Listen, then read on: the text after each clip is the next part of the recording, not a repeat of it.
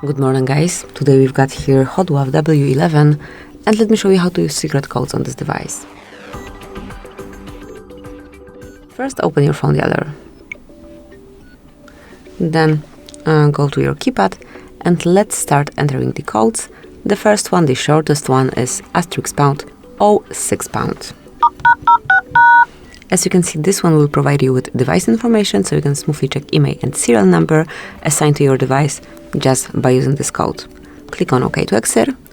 And now another code that you can use on your HOTWAV is *##, 225, #**.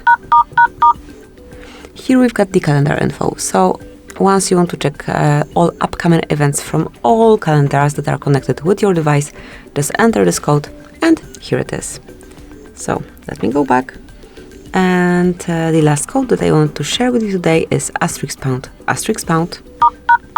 426, #**.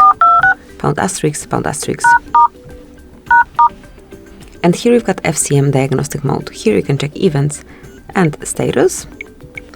And if you tap on more icon and select advanced view, you will be able to get a bit more knowledge in both status and events. So this is it. This is how you can enter the codes and then get all needed data.